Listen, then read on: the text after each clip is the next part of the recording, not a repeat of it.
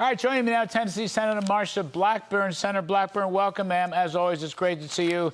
You probably heard a little bit of the back and forth with Mr. Greenway, former National Security Director. What's your read on it? I mean, Trump is saying tough.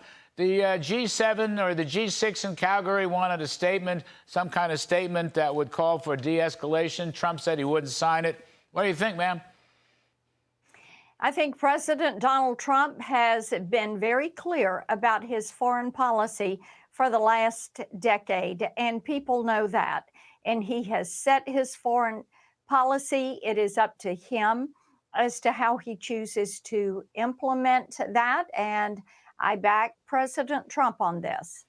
So, as you see it right now, why not let Israel be Israel? And why shouldn't the United States help Israel? This seems to me as a historical moment, A, to cripple and denuclearize Iran, and maybe B, the Iranian street would rise up and get rid of this malocracy, this police state, this terrorist police state.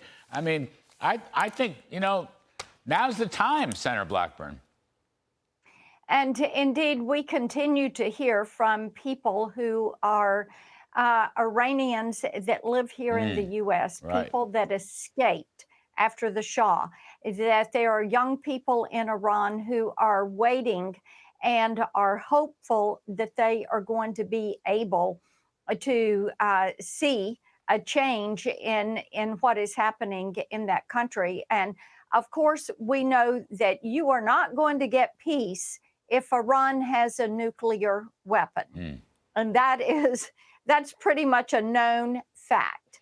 And you are going to continue to see destabilization if you have Iran with enough money to fund their proxies, Hamas, Hezbollah, the Houthis. So I think those are known facts. Those are things that are really not disputed, Larry. And I think we're all very hopeful and prayerful for Israel and the citizens that are there, the Americans that are in Israel. And we know that there are many young Iranians that are hopeful they're going to see a change in their country. Yeah, it's just Persian diaspora we've been talking about. Investors, bankers, entrepreneurs, New York, Washington, D.C., L.A. I think you're exactly right. I actually know some of them. Maria Bartiromo had the Shah's son. She had the Shah's son on her Sunday show yesterday. And, you know, he talked about the possibilities of regime change. But it has to come from within. My point, Senator Blackburn, as much as I want regime change and then the malocracy, we can't do it. There's no nation building here. It has to come from the so-called Iranian street. I reckon you would agree with that. Yes, indeed. We all know individuals that escaped, came to Iran, have received their U.S. citizenship. And as you said, they're wonderful entrepreneurs. They're wonderful community citizens and participants. And I know that many of them are very hopeful that they will see things change in Iran. One more, last minute or so, Senator. I hate to even raise it, but are you going to cut our taxes soon? One big, beautiful bill. How are we doing, ma'am? We are making progress. Voices are being heard. People are weighing in.